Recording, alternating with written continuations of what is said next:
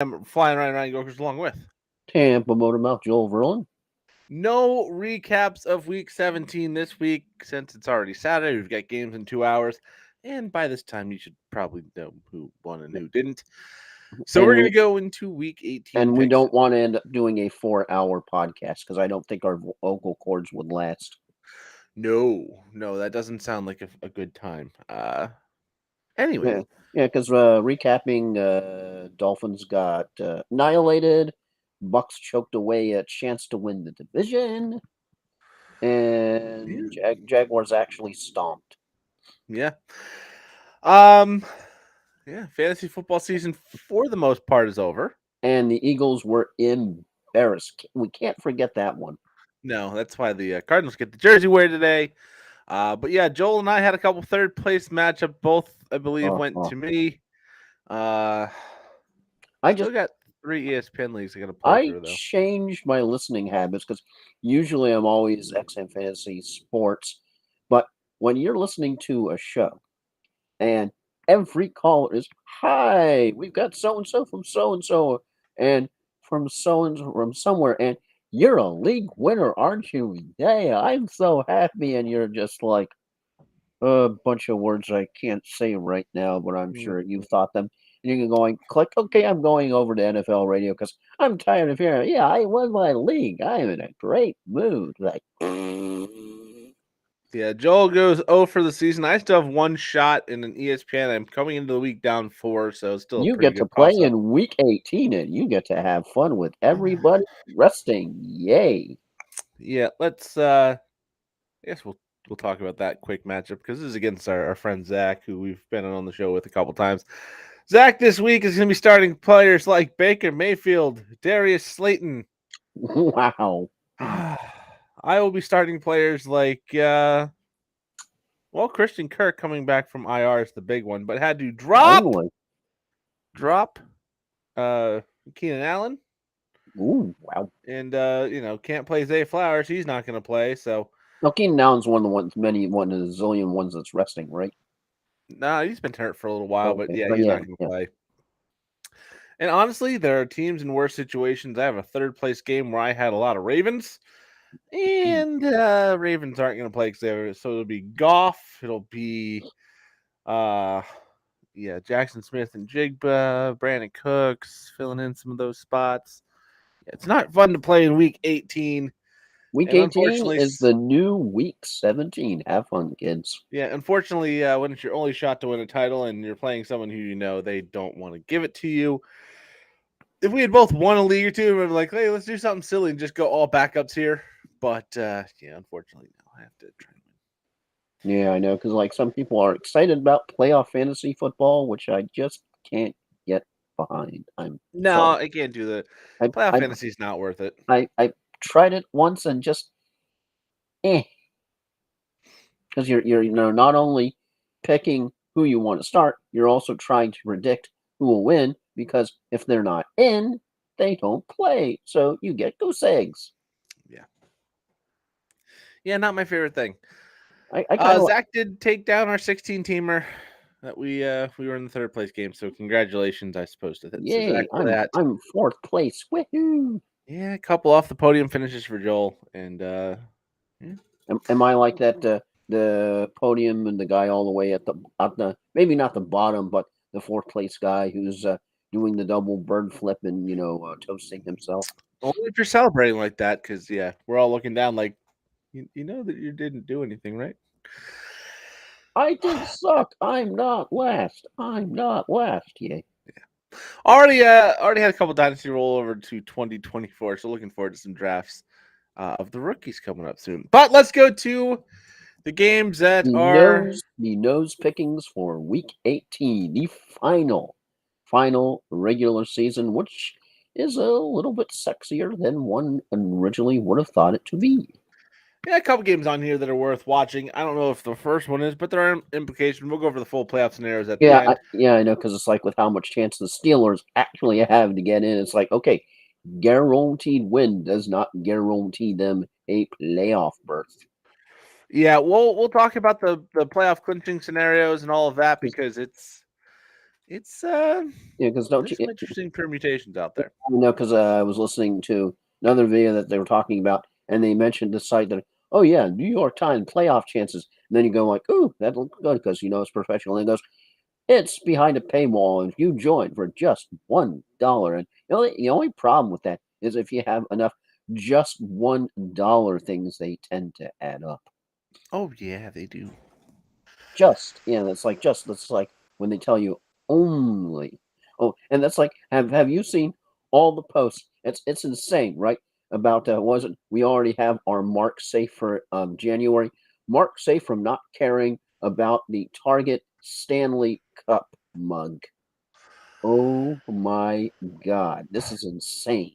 I haven't heard about that yet. I avoid social media and the internet a lot more than Well, you do, no, though. it's a mug. It's a Stanley Cup, and you even had one person. I shared it on my personal profile. One person who is advertising one like on Marketplace or somewhere for like $10,000. It's a freaking plastic cup. Oh, Um, yeah, yeah, that's it's not what you want. Definitely not what you want. dudes, it's Now, a I do know freak. that people get ridiculous when they find things. They're like, "Oh, that could have value," and they try and overcharge online. There are several discs out there for disc golf and other pieces of not And memorabilia, Pokemon cards that they try and rip you off on. But yeah, plastic cup, that's a new one. I'm gonna take a wild guess you weren't disc golfing this morning. Yeah. No, weather in Florida not great. Hopefully, get out tomorrow. Definitely about next weekend. Rain or shine. Another tournament to be disappointed. Anyways, let's go to the picks. We'll start with Pittsburgh going to Baltimore to play the Ravens. At least a team colored in Ravens jerseys, because you probably won't recognize too many of the players actually on the field That for the Baltimore Ravens. the theme for this whole week is I have no idea who that is. Yeah, quarterback for the Ravens will be Tyler Huntley, who's been the backup in Baltimore for a couple years, so He, not he an was co- unknown name, he but was not a co- starter. he was competent last year. Yeah, you'll probably see a lot of Justice Hill, probably not so much Gus Edwards this week. Also, possibly see a lot of Melvin Gordon. So, not the full strength Ravens team that we're used to seeing. The Ravens have clinched the 1 seed.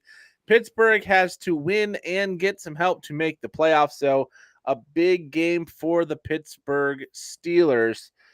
Um, we're not going to talk about fantasy implications because most people aren't sociopaths and play in week number 18. So, Joel, Pittsburgh has to win to have any shot at the playoffs. Baltimore has everything wrapped up, but Baltimore still has better pieces overall. They have to play some of their guys because there's only so many people on the roster. Joel, who do you got?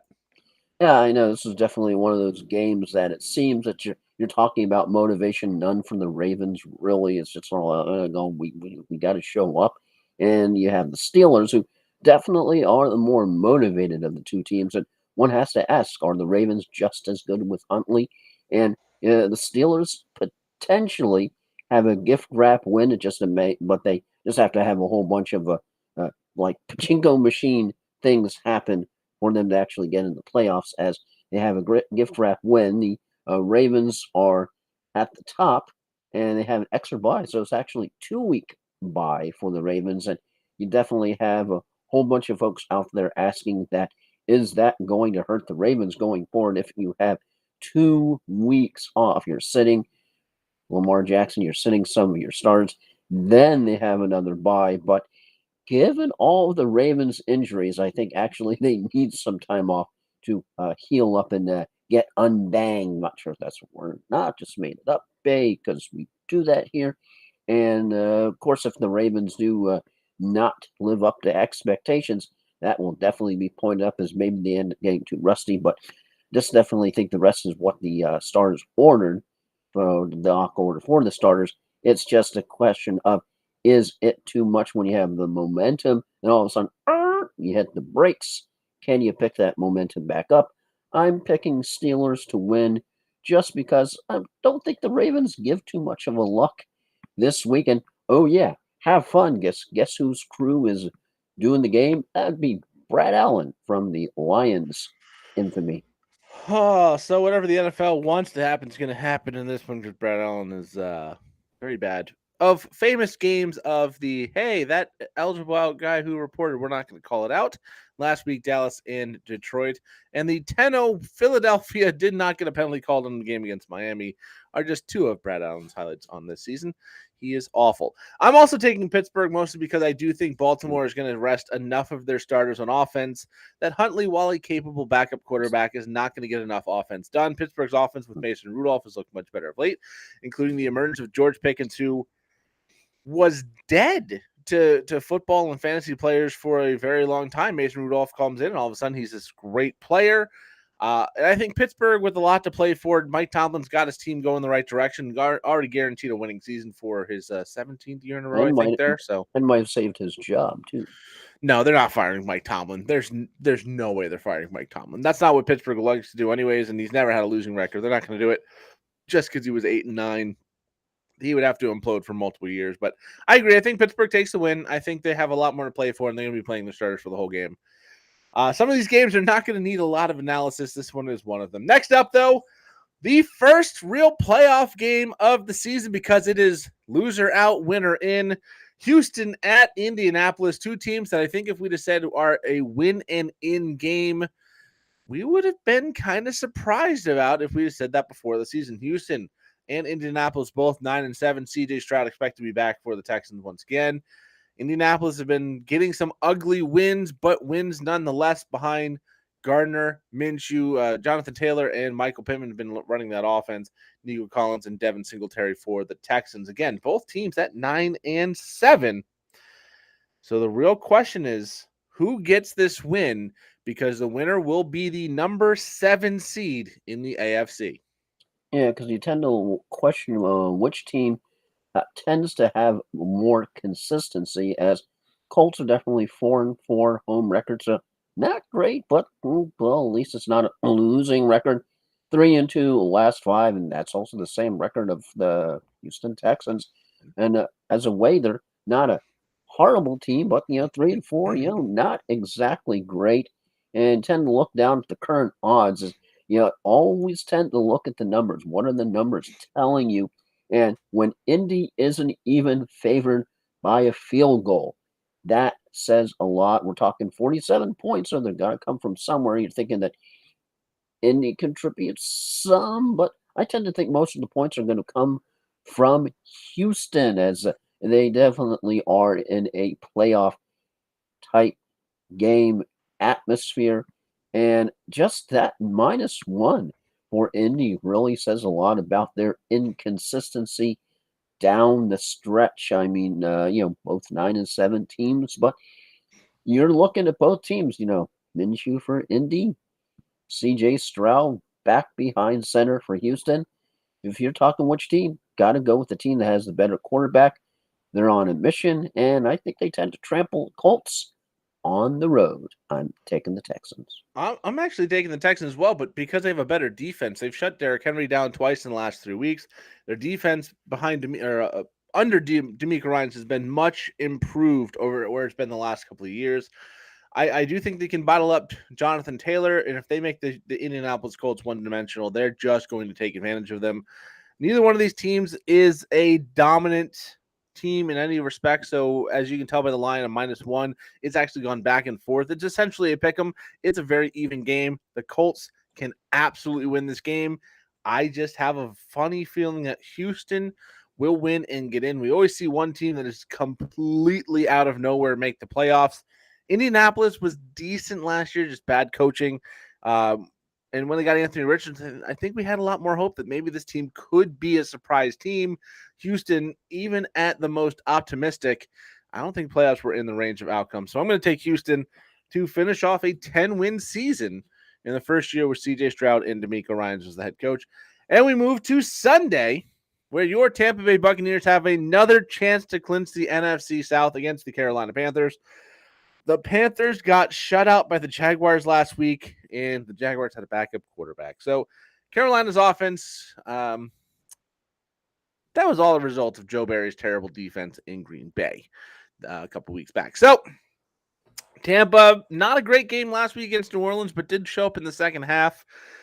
Mike Evans has still been very good. Chris Godwin has been okay. Baker Mayfield took a big hit late in that game, but he is expected to play. He's dealing with some rib pain there. Yeah, but it's a winning game. Tampa Bay trying to go back-to-back NFC South Division wins, this time with a winning record and behind Baker Mayfield. Carolina, they've already clinched the number 1 overall pick, which goes to Chicago, and they really don't have anything to play for. So basically a lot of motivation and a team ready to get out the door. Who do you got? Yeah, because while the Bucks tend not to have a great away record at 500, last 5 games they've been 4-1. So other than that little hiccup against the Saints, they've definitely had a good December thus far. Carolina Panthers, yeah, they suck at home, they suck away, and they've definitely sucked the last 5 games. Line for this one, the dreaded hook 5.5. Not as much of a scoring game. Yeah, just 37.5. Obviously, they looked at the last game when the Bucks just struggled. I mean, granted, you had the weather, but that was a real struggle when they ended up getting the win. Carolina, as they just had let Carolina just hang around too long. They just never felt like they put them away. And well, I know some people definitely I have a bad feeling about this game on Sunday still. It's the 2-14 freaking Panthers. Come on, Bucks. We have better weather this time around. This is the worst team in the entire league. You can't give them the satisfaction of denying you another division crown. And likely a first round exit. If that happens, we know potentially Cowboys. Philadelphia, it looks like. Maybe not a first round exit. I mean, we'll get to the Eagles in a little bit, but maybe not a first round exit if that happens. But I'm picking Bucks to just get that and watch out for get that W, get the crown, and watch out for any drinks being thrown from the owner's box. David Tepper fined $300,000 for that little antic in the Jacksonville game. That's like what, 3 cents to him? $3. I think it worked out to be about $1.30 or something relative to what he makes in the year. In billionaire for real money. person money terms, it was about $1.36. I'm taking Tampa Bay as well because it's Carolina. If you can't beat Carolina, you don't deserve to be in the playoffs. I think Tampa Bay is the best team in the NFC South, and I think they will get the job done. And I believe tickets for this game are slightly more than the last home game of about 45 cents in Carolina. I do know some friends and I were talking about maybe trying to go, and that's when you get like change. Buccaneers. You get change from McDonald's, and you're like, oh, we can go to a game now. Yeah, it's the classic, I had 2 tickets to the game on my dashboard. Someone broke the window and left me 2 more style of game. Lowest price right now on Vivid Seats is $17. So not as bad, but I'm taking Tampa Bay in what should be a clean win for the Bucks. Now, mind you, if the Bucks lose this game, the winner of New Orleans Atlanta will win the NFC South. Yeah, because that becomes the de facto champion division crown game. Yeah, so we'll get to that game here in a little bit. Next up is Cleveland at Cincinnati. Neither team with anything to play for. The Cleveland Browns have clinched a playoff spot and locked themselves into the number 5 seed. The Cincinnati Bengals have been, I think, all but eliminated. They have officially been eliminated from playoff contention. So nothing to play for here. Cleveland's going to be benching a lot of their starters. Cincinnati, they'll probably play their guys for at least a half. So not a whole lot of analysis here for me. Who do you got? Yeah, this one definitely, it's a tricky one to figure out. No motivation really. Browns locked in, Bengals done. Only motivation, maybe some incentives. Maybe you get that record 1 tick above 500 to end the season. Cincinnati's the favorite, -5, 39.5 over and under for this game. I wouldn't want to have to bet this week. Just so many pieces in play, more so than usual. And this game, it's sort of, you look at it and you're going, okay, Bengals, just, yeah. You, even if Flacco, you don't have them playing, I think the Steelers stunned the Bengals last week. Do the Bengals have anything left to care about other than, like I said, getting a little bit above 500, talking about personal pride, team pride, just, nope. I'm picking the Browns, and here's a fun fact that Cleveland knows how to do it right. This from Field Gates. The Browns QB Joe Flacco's deal includes a $75,000 incentive for each game that he plays, 50% of the snaps, and with the team wins. With Flacco resting for this game, the team converted the incentive into a $75,000 bonus for being on the 53-man roster to ensure he still gets the money. Hat tip, nice touch by Cleveland, and I'm picking the Browns. Yeah, Cleveland's going to be starting their number 5 quarterback on the year. They have nothing to play for in this game. I think Cincinnati comes out with their starters, gets a win that really doesn't matter. I think what's best for Cincinnati would be to lose this game, have a slightly better draft position, because it's a team with Joe Burrow next year that should be right back in the top contention of the AFC. This is a lost year due to the Joe Burrow injury.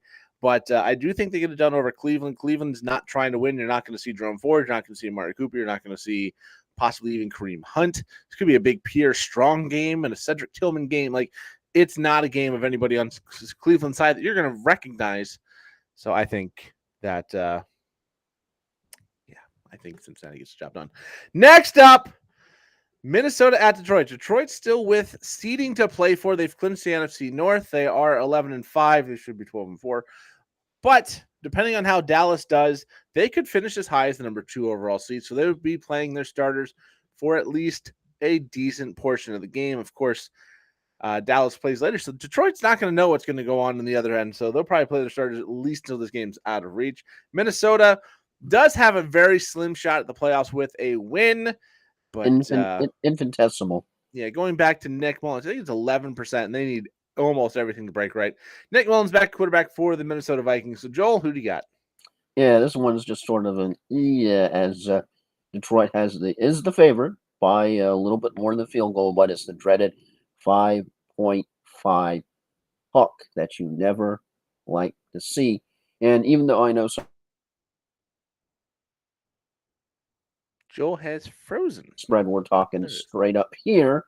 So I think it's a slam dunk for the Lions. You know, you're looking at what happened. You know, I pity the Vikings. You have a pissed off as all heck Lions team coming into Week 18 after that cluster last week, and I think the Lions stomped the hapless Vikings, and it ain't pretty. I mean, Vikings have to put up some points somewhere, but it could also just be a steamroll for the Lions. Lions and lock them up. I'm going to take the Lions as well. I don't necessarily think it's as much of a lock as you said, just because Minnesota put a good fight in a couple weeks ago. They do still have that outside chance at the playoffs. So I think they're going to try their best to win this game. Of course, knocking Detroit or keeping them at the 3 seed for sure would be a nice caveat, even if they don't make the playoffs to do. So I think Minnesota's going to put up a fight. I do think Detroit gets the win.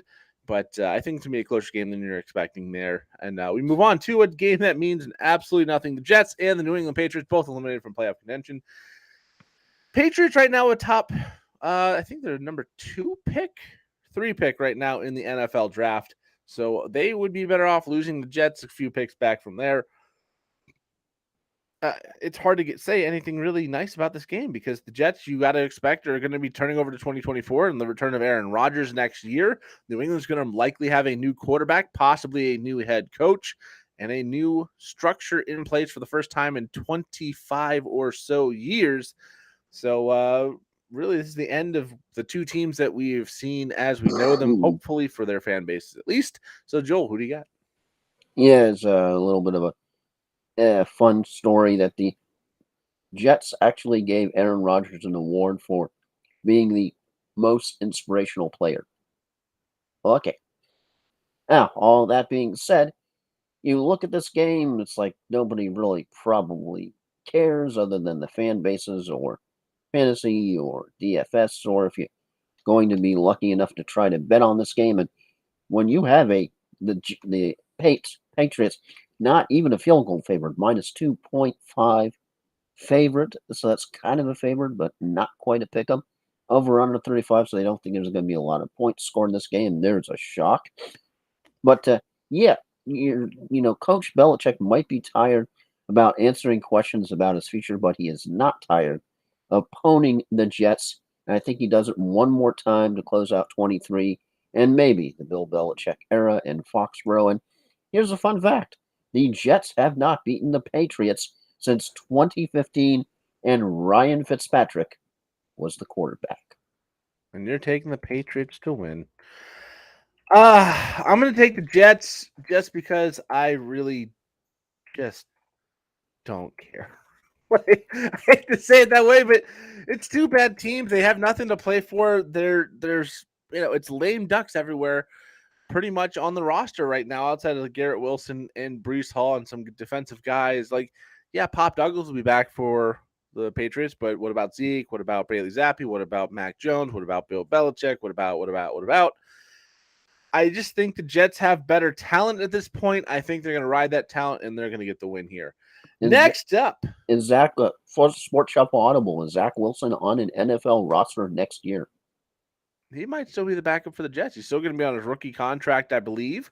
And, they had a lot of good things to say about Zach Wilson behind Aaron Rodgers. The whole point of Aaron Rodgers being there was to be the starter, but also to kind of be the mentor to Zach Wilson, hopefully get him to do what we're seeing Jordan Love do this year. Sit the bench, learn some stuff, and then come out when Aaron Rodgers finally hangs it up and be a guy who is dependable.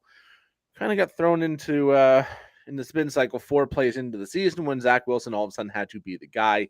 I don't think they are going to move on from him. They're not going to cut him. I think he's too cheap to cut for what his value actually is. And I don't think there's a trade market out for him. So I think he's still back with the Jets. All right, next up, the possibly NFC Championship game. Should the Bucs lose? Atlanta at New Orleans. Atlanta. You got to think Arthur Smith is coaching for his future. With a loss, there will be a 10-loss team for Coach of the Year award. That's for sure. Yeah, with a loss, there'll be a 10-loss team, finished third in the worst division in football, and had tragically misused half of their roster. With a win, doesn't know how to use Tampa Bay losing, doesn't know how to use Kyle Pitts and doesn't know definitely how to use Bijan Robinson. Yeah, I'm not saying that he's been dealt the best hand of quarterback because Taylor Heinicke and Desmond Ridder are not the guy. Yeah, as I previously commented, if you took those two quarterbacks, fused them into one, they probably still wouldn't be a good quarterback. Yeah, and okay, that's fair. But this defense has still been disappointing. The run game, which is his strength, even with a guy like Bijan Robinson, has not panned out. But with a win, they could be the NFC South champions at 8-9, have a playoff game, and then who knows? You steal the first round playoff game and you finish in the top 8 of the NFL. The final 8. Crazier crap has happened. So I mean, it's one of those games where I think it's a big deal for his job. They've already committed to Dennis Allen in New Orleans for one more year, which all the Saints fans threw up in their mouth when they heard that because he's not been great. But both teams, a lot to play for. New Orleans still has wild card implications. So if they can win, I think they need Green Bay and Seattle to lose to sneak into the 7th seed. So they still have that, okay, we didn't win the division, but we can still sneak in possibility. Both teams with a lot of inspiration, a lot of motivation on the line. Now, the thing is, they're going to be playing the same time as Tampa Bay, Carolina. The scoreboard will show the score of out-of-town games in the stadium. So at some point, they'll be able to look up and say, oh, Tampa and Carolina is either a very close game. We have a shot to win the division if they can falter. Or, oh, Tampa Bay is beating the crap out of Carolina, like we all expect. And Atlanta goes, well, we have nothing to play for, and their motivation dips. New Orleans now knows they're playing for the wild card. So a lot of implications in that factor, but probably enough motivation to make sure that these two teams are competitive for at least 3+ quarters. So, Joel, who do you got? Is who can figure out either of these two teams that are flying is, the Saints wide receiver room is an NFL mash unit, and Arthur Smith can't get out of his own way. Falcons are just too inconsistent. I'm picking the Saints because, as you pointed out, this could become the de facto NFC South Championship game. They are home, and they're riding high after stomping my Bucs last week. That was just a painful game to listen to. And Bijan probably has a bad week. Again, picking the Saints. Yeah, I'm taking the Saints as well. I just think they're a better team than the Atlanta Falcons, and I think the NFL world is hoping Arthur Smith, all the fantasy players at least, are hoping Arthur Smith is gone because I firmly believe You draft or bring in a good free agent quarterback in that system, have a competent head coach that's offensively minded. Drake London, Kyle Pitts, and Bijan Robinson take off in fantasy circles, and Atlanta's a better team. But I think for this year, the Saints defense, which has been very dominant of late, gets the job done against Atlanta and gets the win. New Orleans minus 3.5 favorite, over under 42.5. Yeah. All right, next up, we did mention Houston, Indianapolis is a win-and-in game, but the winner can still win the AFC South should Jacksonville lose this game against the Tennessee Titans. So, Jacksonville with a loss would be eliminated from playoff contention. So they have a win-and-in situation against Tennessee. Expected to have Trevor Lawrence back this week. Going to have Christian Kirk, who has officially been activated in the last about 20 minutes from the IR. So he'll be back on the field. That makes this Jaguars team offensively much better. Swan song for Derrick Henry. We fully expect him to be on a new roster next year. He is a free agent. He's still got legs. He was still a top 10 fantasy guy behind a bad offensive line and with a bad quarterback situation that couldn't open him up. So next season, I expect him to be on another team. Could it be a team like Baltimore or, a team? There's a lot of options out there, but Baltimore is the one that's screaming. He goes there. Oh my God, this team is just disgusting. Yeah, they ended up picking up Dalvin Cook for God's sake. Yeah, they did pick up Dalvin Cook for the stretch run because, of course, J.K. Dobbins and Keaton Mitchell both down with long-term injury. Keaton Mitchell not a guarantee for next season because of how late the ACL injury was. Bradley Chubb of the Dolphins, also an ACL injury on defense last week, not a guarantee for the start of next season. So, big injuries this time of year, they tend to linger into the next season. So we'll see. But Derrick Henry, all but over in Tennessee. So how his long song will go, we will find out. But Jacksonville, so much to play for. 9-7 with a win, gets to be a back-to-back AFC South champion for the first time in their franchise history. Tennessee can only play spoiler. They've already been eliminated. It looks like Ryan Tannehill will be at quarterback once again. So Jacksonville not playing the A squad for the Titans, who are already not necessarily a great team. So Joel, what do you got?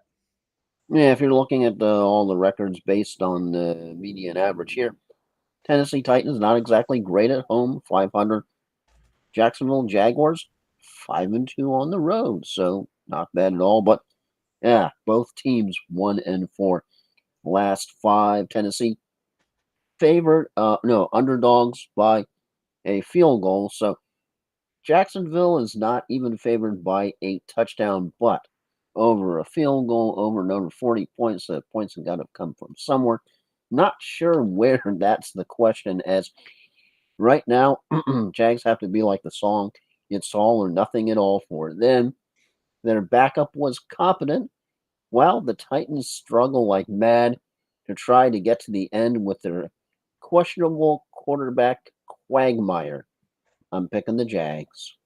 Yeah, I'm taking Jacksonville as well. I do think getting Christian Kirk and Trevor Lawrence back is a huge boost for this team. Tennessee, they're ready to move on to 2024. I've seen rumors or heard people with rumors that if there's a change in New England, maybe Vrabel is the coach that the Patriots want to bring in. We'll see if that happens. I don't think personally Belichick's going anywhere, but this could be the last game for Mike Vrabel in Tennessee as a result, if that does occur. But I think Jacksonville gets the win. They're just too good of a team. They're going to ride their studs the best they can. And Tennessee is a 5-win team for a reason. Their highlight was the big come from behind win over the Dolphins a few weeks back in the first game of Will Levis's season, and that was about that it. was pretty much the Titans Super Bowl this year. Yeah. I think Jacksonville gets to win. They win the AFC South, and we both have Houston then in as the 7th seed.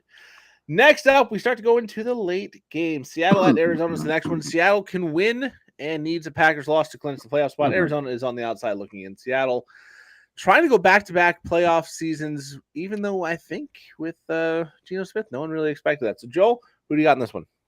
Yeah, this one's sort of not really a sexy game, but I think the Hawks get her done to finish on a winning record, and Cards go to the offseason after another disappointing year, but props to the Cards for beating, I think we can now call them the fraudulent Eagles. I'm picking the Seahawks. Yeah, they beat the Cowboys and the Eagles this season, so I'm taking Seattle as well, mostly because I think believe that Green Bay is going to lose their game. I think there's a lot of questions about that game. We'll talk about that with Chicago. So they're going to come in not only with the motivation that we could get in the playoffs, but I think they're going to go in with the mindset of we will be in the playoffs with a win because they think Chicago will take care of business. But I just think Seattle's too good. We've seen Arizona after big wins come up a little flat. They did commit to Kyler Murray next year, which is good news for fantasy players.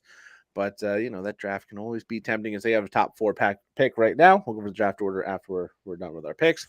And we're moving on to Chicago at Green Bay. Green Bay had a win-in scenario last year, played Detroit at home, lost, and was knocked out of the playoffs. This year, they have a win-in scenario against the Chicago Bears at home.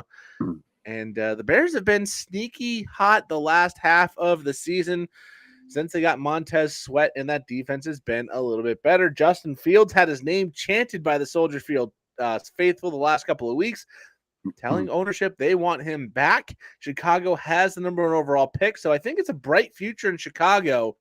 Their other pick is right now right around pick number 10, so they could have 2 top 10 picks with a loss in this game. And who knows what they'll do with the number 1 pick overall. If they do decide to keep Justin Fields, it's probably trade back with a Washington, with a New England, with an Arizona, or somebody who wants to come up and get a certain guy.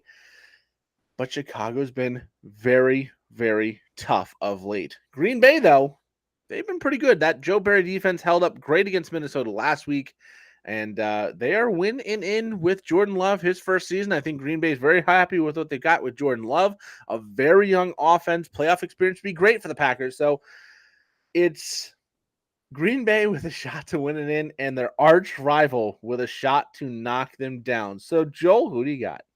We've seen this last year, I think, with Detroit on the other side, if memory serves. Yes, I've seen this one before. As you're looking at the Packers, and they're favorites, but only by a field goal. So your question is, why isn't it a touchdown or more? Because definitely Jordan Love has had some flashes.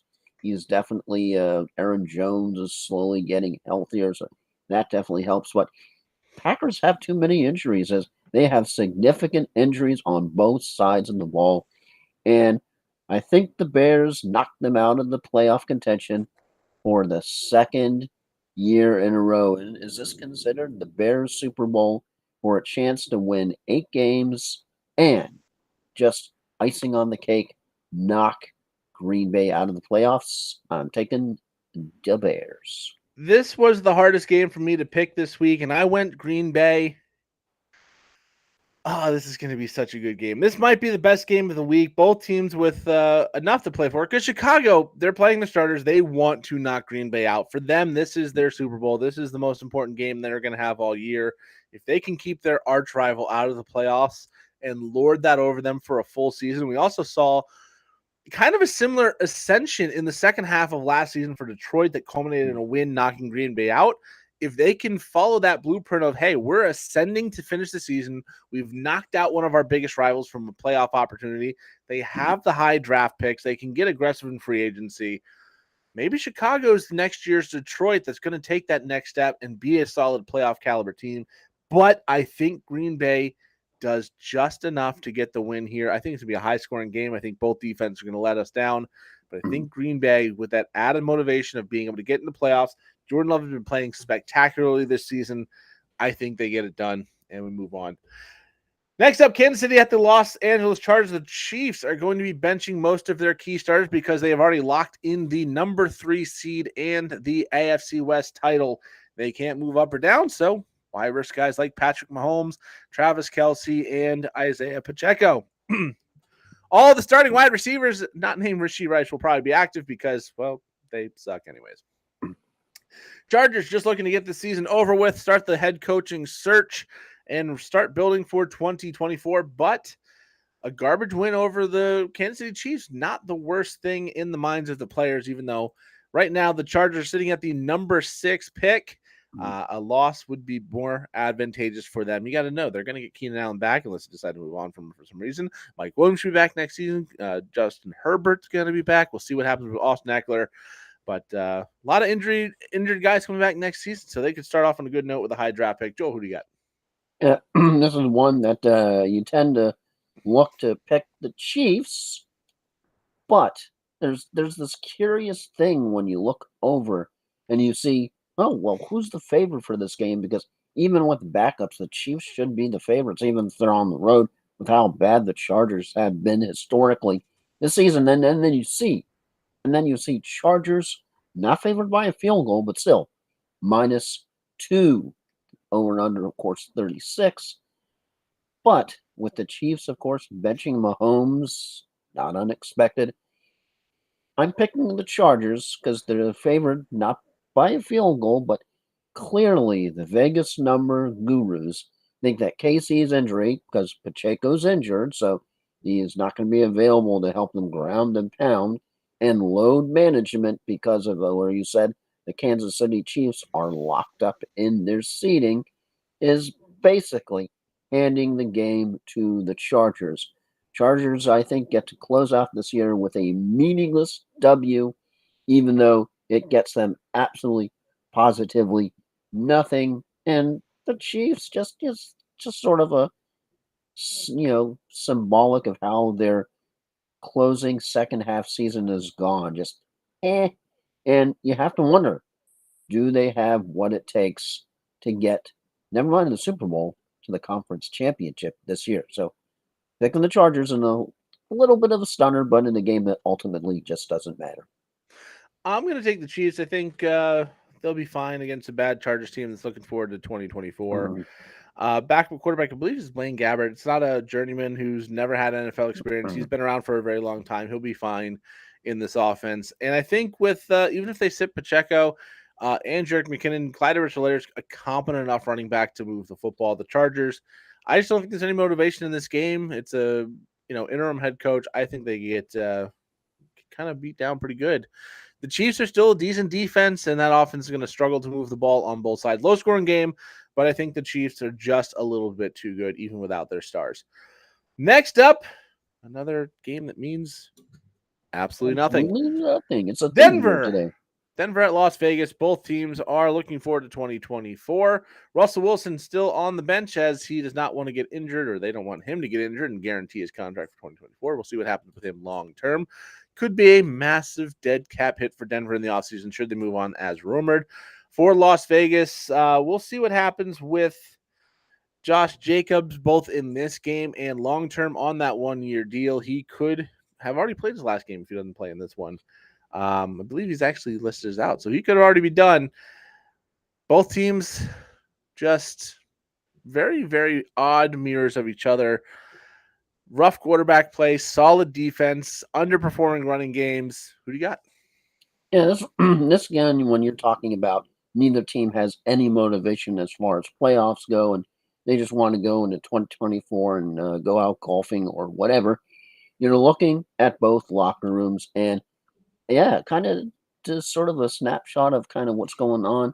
Yeah, Raiders favorites, but not by much, not even a field goal, -2.5, the dreaded hook again. And Raiders locker room right now is fully behind Pierce, more unity than the Broncos, especially with all the clusters going on with the Russell Wilson and being benched and Jared Stidham era. So yeah, I'm picking Raiders because when you have Devontae Adams have a statement quote, on interim head coach Antonio Pierce, it's who I wanted, and he's my vote. And that's basically how the whole locker room feels. He embodies what it means to be a Raider. I'm rooting for him. So that's a direct message from the locker room sent to Mark Davis Lowe. Yeah. Well, the Harbaugh reports, possibly Chargers, possibly Raiders. We know the Raiders like to blow money on how high-profile coaches there are.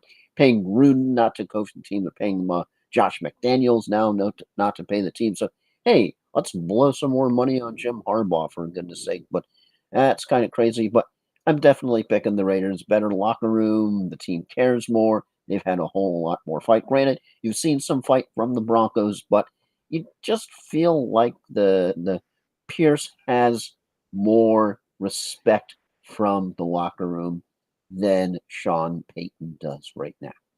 I don't know if it's respect, but I definitely think the Raiders know that their performance today will have a bigger impact on what 2024 looks like for their team. Whereas Sean Payton's coming back in 2024. The Denver Broncos players know that. They know they're going to have some changes in the quarterback situation, most likely, unless something happens on the back end that we're not aware of right now. When Davante Adams says he's the guy I want, and there's rumors of him trying to go to New York in the offseason to go back with Aaron Rodgers, you want to keep that guy around. So hopefully the Raiders are smart enough to hear what their team is saying. I think the team's going to come out and show a lot of fight to keep Antonio Pierce by getting this win. I think they get that done. And for the Raiders, I hope they keep Antonio Pierce, because if the players are saying he's the embodiment of Raiders head coaching and Raiders football, and the Raiders have shown up for him, they've played much better under him. It's a team that's very flawed, and Aiden O'Connell, will see what they are long-term at quarterback. If you're going to blow money and get a good quarterback, not a washed-up head coach or a college guy like Harbaugh. Just keep the guy in your building who's already getting the job done and move on.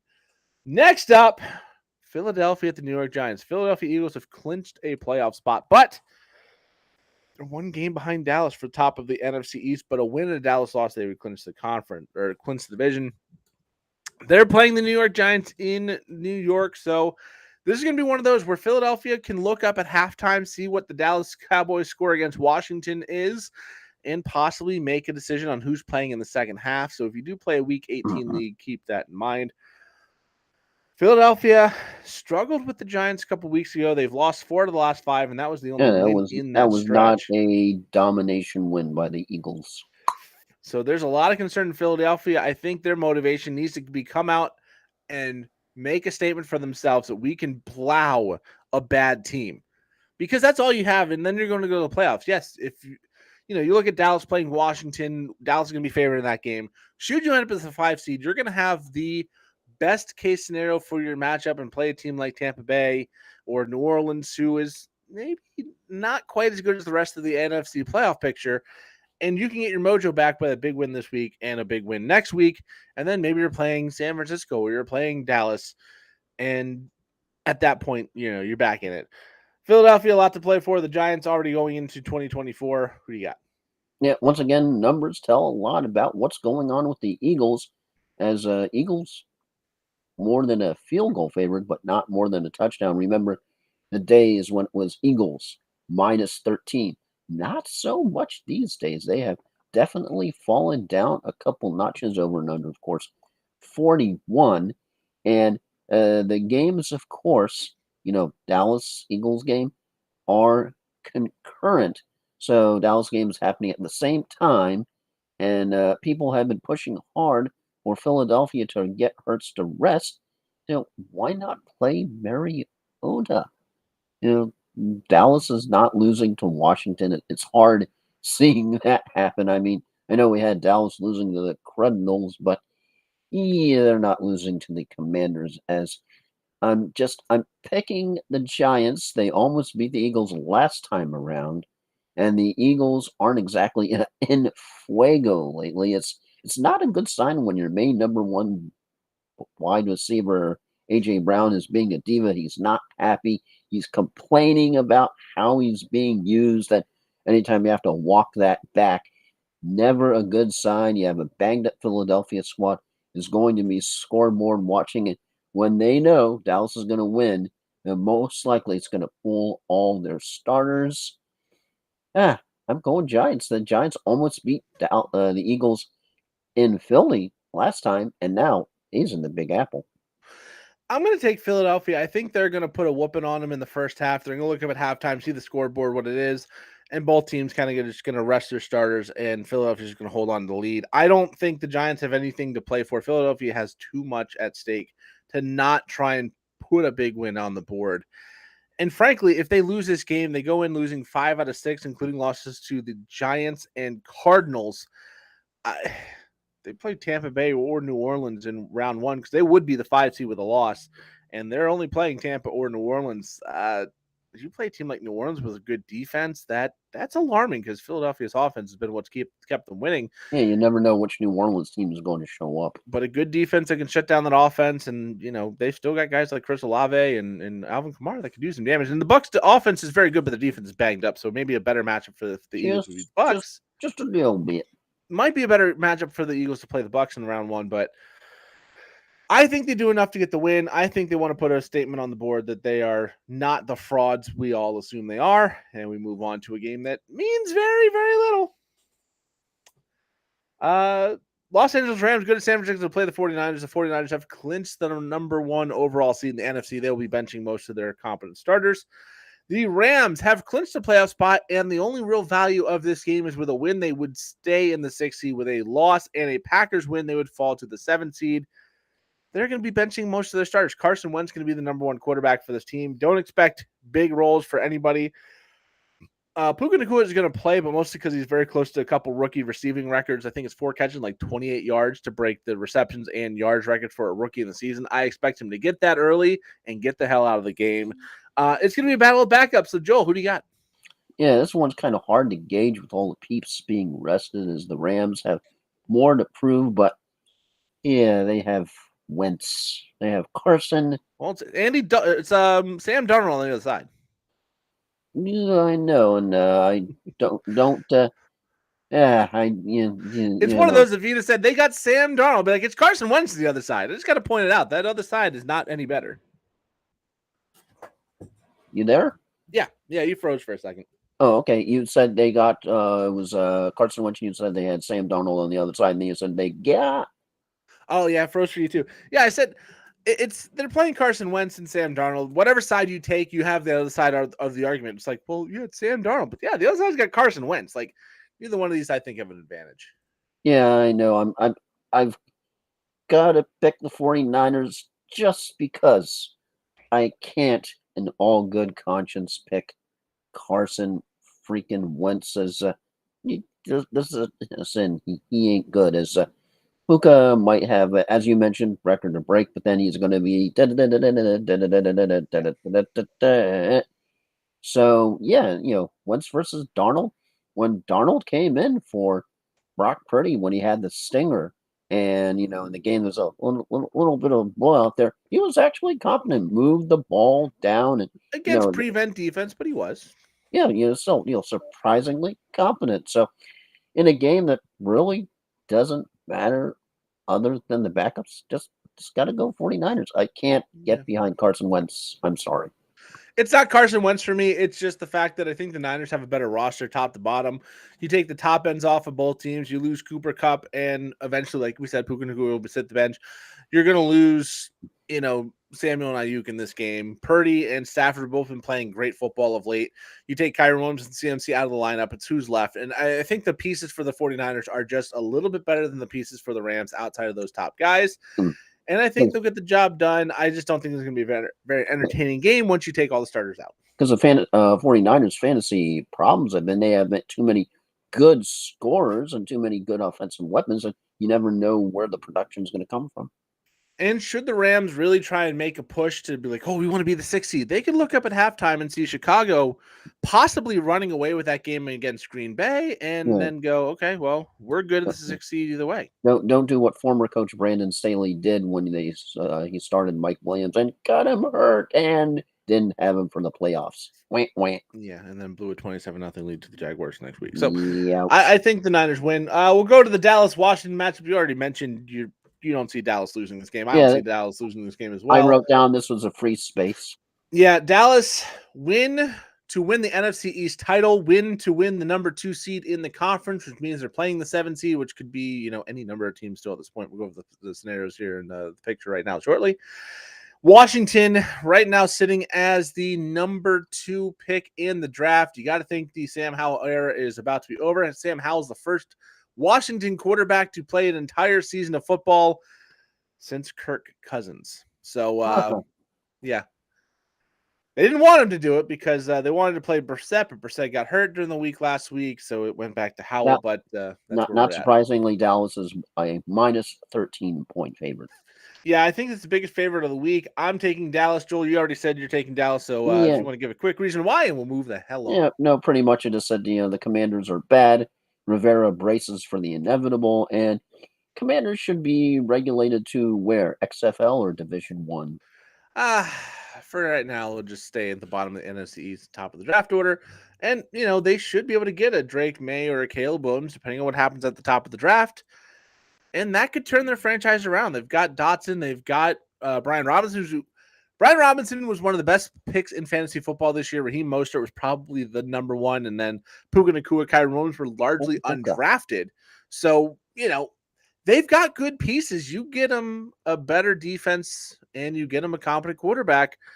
This team could be decent very quickly. Ron Rivera is going to be out the door. We'll talk. I do want to, after the next game, ask about who and how many guys we think are getting fired on Monday, because I think there's a discussion there as well.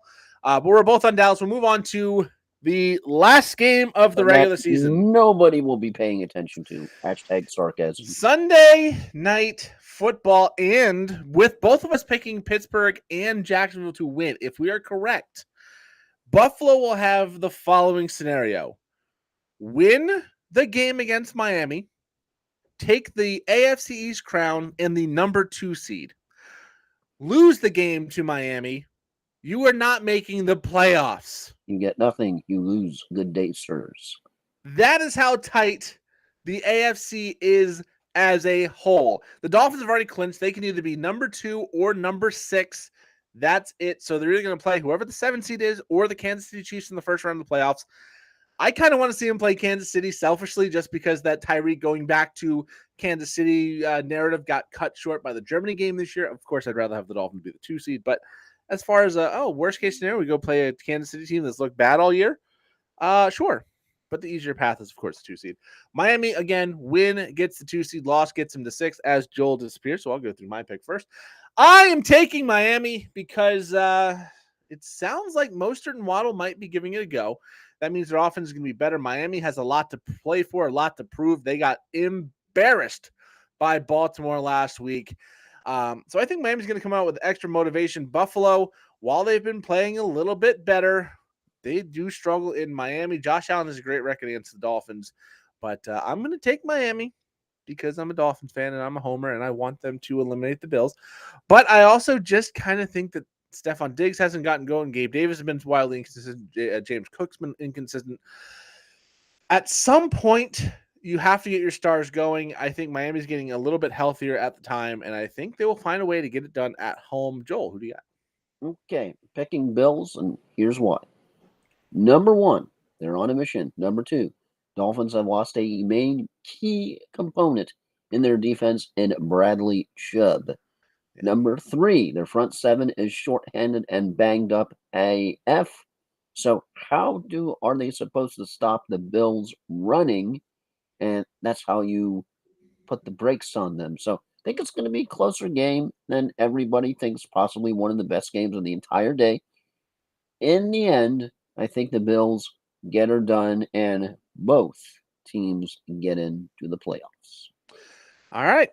I don't want that, but I'm a little biased. And my picks don't matter because Joel had a great week last week and it's not in there, and I had a terrible week, so he's up by like 25 games. It doesn't matter what I pick. Anyways, let's quickly just ask, how many coaches are fired on Monday, Joel? Okay, so what's anywhere from 5 to 8, I think? That's the average, somewhere in that 5 to 8 range. Now, remember, we've already lost. Vegas has already fired their head coach.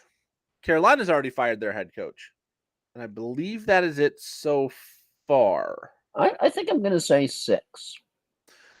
I think it's going to be a light one. I think we only have 3. Oh, we already lost the Chargers. So that's 3 that are already down. I think we lose 3 more. I think we lose Washington, Ron Rivera for sure. I think we lose Arthur Smith in Atlanta. Might only be 2. I know we're going to lose Joe Barry if the Green Bay Packers lose, but Mike LaFleur's not going anywhere. and then Bill Belichick's the wild card. So I think it's 2, possibly 3, and a couple coordinators, but not the big bad black money we're used to. Okay, All right, quickly. So you think it might be very, very light? We've already got the 3 big names out there. Frank Reich was gone right away. We've lost Brandon Staley. That's 2. And then we had one more that I'm Josh forgetting. McDaniels. Josh McDaniels is 3. So those were the ones that were like, okay, if they don't get it done, they're definitely gone. Now we've got some more. Like, I think Ron Rivera's a guarantee. I don't think he's back. Arthur Smith is win-loss dependent, I think, highly. And then Dennis after that is... Allen, you said, is already back. Yeah, Dennis Allen's already back. That would have been one. We'll see what happens with Vrabel again with the whole New England situation. But anyways, playoff scenarios we'll get to in a second. Let's go through the current picture right now. If your team is not mentioned in this, they have already been mathematically eliminated. In the AFC, the Ravens have clinched the 1 seed. The Dolphins are locked in right now as the 2 seed, but that can change. The Chiefs are locked in as the 3 seed. That cannot change. And the Browns are the 5 seed. That cannot change. The Dolphins are the only one that have clinched that has movement potential. In the hunt, the Jaguars can win the division with a win. The Bills, the Colts, currently in the playoffs. The only 2 teams outside the playoffs that have a shot are the Texans and the Steelers. Again, if your team's not mentioned, sorry, they're not making the playoffs. So up for grabs still the 4 seed, the 6 and 7 seed in the AFC. In the NFC, the Niners have clinched the number 1 overall seed. Cowboys currently sitting at 2, Lions at 3. Some motion is possible between those 2, and the Eagles at 5. The Rams right now, the 6 seed, can only drop to the 7 seed with a loss and the Packers win. The Buccaneers hold the inside track to win the NFC South, and the Packers currently the 7 seed. On the outside looking in, that still have a shot of making it, the Seattle Seahawks, the New Orleans Saints, both at 8-8, and the Vikings and Falcons, because Falcons can still win the division, at 7-9, still have a very slim shot of making the playoffs. That's should things go correctly. Yeah. Everybody not mentioned has been eliminated. So let's go through some of the clinching scenarios we'll start with the Dolphins-Bills game. Bills clinch the AFC East division title with a win, clinch a playoff win with a tie, or a Pittsburgh loss, a Jacksonville loss, or a Houston-Indianapolis tie. So it's going to be tough. There is that pathway for Buffalo to miss, but one thing goes correctly for them outside of it, they'll be in the playoffs either way. This is the who's on first, what's on second, I knows on third equivalent of the NFL. Yeah. Houston and Indianapolis pretty much have identical scenarios to clinch the division. They have to win, and Jacksonville has to lose or tie. And then to clinch a playoff spot, Indianapolis has to win or tie and have Pittsburgh lose. Houston pretty much the same boat. For the Jaguars, they have to clinch the division or have Indianapolis and Houston tie, and they have to not lose. And then they can clinch a playoff berth if they tie and Pittsburgh loses, or Pittsburgh loses, Denver loses, and Houston, Indianapolis does not end in a tie. Got that? Yeah, a little bit confusing on that last one. So what the playoff berth with a Pittsburgh loss, a Denver loss, and a not tie tomorrow. I'm waiting for if the head coach has to stand on their head upside down while looking at the sun from a 90-degree angle. Basically, Houston, Indianapolis has a winner that wins the division, and then the other couple wildcard teams that could sneak in behind Buffalo both lose. Again, Dolphins win. Things move. Pittsburgh's clinching scenarios. Pittsburgh win and a Buffalo loss. Pittsburgh win and a Jacksonville loss. Both separate. Pittsburgh win with a Houston, Indianapolis tie. Pittsburgh tie. Jacksonville loss. Denver win. Houston doesn't end in a tie. It's a whole thing. In the NFC, a little bit clearer. Atlanta clinches the NFC South division title with a win and a Tampa Bay loss. Dallas clinches the NFC East division titles with a win or a Philadelphia loss. Green Bay clinches a playoff spot with a win or losses by Minnesota, Seattle, and Tampa Bay, or Minnesota, Seattle, and New Orleans. So they do have a back-in option, but basically winning in for them. The Vikings win with a Green Bay loss, a Tampa loss, and a Seattle loss, or a win, a Green Bay loss, a Seattle loss, and a New Orleans loss will get them that number 7 seed. New Orleans can clinch the division title the same way the Falcons can, a win and a Tampa Bay loss. And they can clinch a playoff spot with a win, a Seattle loss, and a Green Bay loss, or a tie with both of those teams losing. The Eagles clinch the NFC East title with a win and a Dallas loss, or a tie and a Dallas loss. Seattle clinches the playoff berth with a win in a Green Bay loss, or ties and losses with the Green Bay, Tampa Bay, and New Orleans. At least Green Bay and one of those other two. And finally, Tampa can clinch the division with a win or a tie and a loss by New Orleans, or they can clinch a playoff berth with a tie, a Seattle loss, and a Green Bay loss. So, got that. That's where we're at. It's actually not as crazy as you have seen in the past. And before we get to final thoughts, let's go quickly over the top 10 or so draft picks right now, because those are the ones that are likely not going to move too far from where they are. Carolina has clinched the number 1 overall pick. That is going to Chicago via the trade last year at the draft. Right now, number 2 at 4-12. Washington, 3 is New England. Arizona at 4. All 3 of those teams at 4-12. So it's going to be interesting. Because if one of those teams pulls an upset, they're going to really hurt the draft position. 5, 6, 7, all at 5 and 11. Right now, it's the Giants at 5, Chargers at 6, Tennessee Titans at 11. Strength of schedule is what's playing the tiebreaker there. At number 8, the 6 and 10 New York Jets, not giving up their first round pick this year because of Aaron Rodgers trade. Because he got hurt, it will be a second rounder going back to Green Bay. And then 9, 10. We just talked about Atlanta possibly winning the division. They're right now the number 9 pick at 7 and 9. Chicago's 7 and 9. They're the number 10. And the other two 7 and 9 teams, Las Vegas and Minnesota, in that order. Minnesota still with playoff aspirations. So a lot of movement in that, I guess we'll say 9 to 18 range, depending on if teams can make the playoffs. But all of that being said, Chicago right now has the number 1 overall pick. That is guaranteed. That is locked in. Cannot go away. Chicago loses the 2 top 10 picks. And the rest of it will be determined soon. So let's go to final thoughts. And we'll start with Joel. Can you repeat all that? I just closed the screen, so no.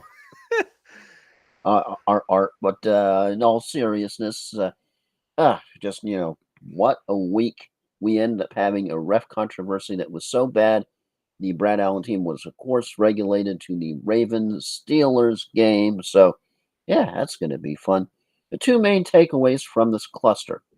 1, as I was listening to NFL Radio Sirius, as I mentioned, I moved away from fantasy sports because I was getting tired of hey, I'm so happy I won my league this year. But yeah, as a caller to the NFL Sirius pointed out, this is a very good call. He said, out of the NFL, if the NFL wants to have players not bet to keep integrity in the game, why does the NFL not expect the same integrity from the officiating? Very, very well said. And number 2, why didn't Dan Campbell go for the overtime with the second opportunity, kick the field goal? The Cowboys might indeed have won in overtime, but at least there was a chance the Lions could have won. Sometimes too aggressive can be something that comes around and bites you in the posterior, and that's my final thought. Yeah, I don't mind the first decision to go for 2 from the 2-yard line. That's the standard. You can plan for that. It gets waved off. They move the ball back to the 7. I'm like, all right, you're kicking the extra point. You're going to overtime. What are you doing? Why are you still going for it? I agree with you. They should have just went and kicked the extra point. Mine is just going to be, I'm kind of at the point of the year where, yeah, I wish things had been different for fantasy football, but I'm kind of ready for the break. But I'm also like looking at the fantasy drafts coming up for dynasty leagues. Like, hey, got a lot of picks over here. Can we get to April? I want to do all that. So definitely an endorsement for dynasty leagues in general, because it keeps you sharp in the off season. You're more in tune where players get moved in the off season because, well, all of a sudden when Marquise Brown is no longer on the Cardinals this year and he's on the Chiefs and becomes the number 1 option kind of thing. Hopefully not hurt all year. Yeah, we'll see. I think there's more to it. He said early on he traded himself away in fantasy football this year because he said he didn't see a good place for him in this new offense. So I don't think he's back, and where he goes is going to matter. So if you follow Dynasty, you're going to be more in tune with those players. So I do recommend everybody play Dynasty League. It's a very unique, different challenge than redraft football, because you're saying, okay, well, what's the difference right now between Brian Robinson and the value of Derrick Henry? because Derrick Henry's he's a better player. I don't think anybody's going to really argue that, but he's also 30 years old. He's on the back end, and we don't know where he's going to be. Whereas Brian Robinson was, again, one of the better picks of this year's draft. Robinson has more durability right now, I think. He's got more durability. He's got more longevity in theory going forward. And he was a steal in drafts this year, so his value is definitely not considered as high. It's how can you make that deal work if you wanted to go after that? If you want to try and move on from a Derrick Henry, an Austin Eckler, these guys in the back end, how do you want to do it? It's a whole different puzzle than I'm trying to win now. Derrick Henry is good right now, and if he's bad for the next 8 weeks, I don't have to deal with him anymore.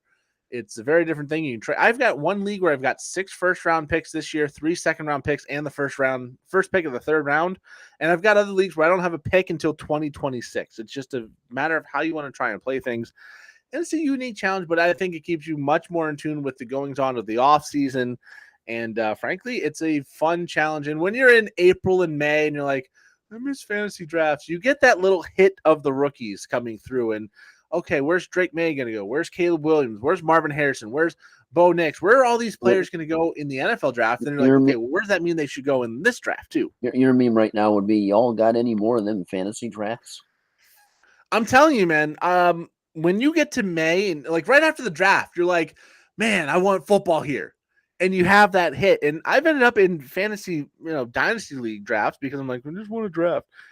The dynasty leagues at least give you that little bit of a hit, and then you can maintain it from there. So it's kind of like, I'm glad I get a little break from setting lineups and running through waivers. And now it's just going to be dynasty trades and paying attention to that for the next couple of months. And usually after the season ends until the Super Bowl, it's kind of quiet until free agency because, well, the value of Hollywood Brown does not change. Englewood Brown, Marquise Brown, whatever. It doesn't really change until something with his situation changes. I called him Van Noyes Brown this year. Yeah. It doesn't matter what his situation is until it changes. Like if he's going to be back with the Cardinals or if he goes and is a free agent and gets picked up by the Chiefs and becomes their number one guy, there's a huge difference in value and people don't want to trade on old value. So there's going to be some quiet time, some time to reflect on the season again. And again, the age-old reminder this time of year, remember, there's 272 regular season games and about another 15 in the postseason. So we're very close to the end of football. USFL and XFL have merged into the UFL, so at least we have that. Maybe that'll be a good product. But embrace football for the last few weeks of the season because for a lot of us out there, our teams are not going on to the playoffs. At least, 18 teams are not going to make the playoffs. And teams like Miami, Tampa Bay, who look like they should be in, might get one game and then go right home. So enjoy football while it lasts. Get your off-season hobbies ready because they're coming sooner rather than later. And that's my final thought. Just a couple little reminders and a recommendation for Dynasty Leagues. Oh, week 18. Last week. Next week is just going to be a one show. We're going to one show from here on out because, well, it's super duper ultra wild card round. They can add in any more adjectives. Yeah, we're not going to do a recap show next week because most of the games aren't going to matter. We're going to have to recap the important stuff when we go to the playoff coverage, so we'll do that. Then the week after that, it's only 6 games. What are you talking about? It is of utmost importance that you talk about the Commanders and Cowboys game.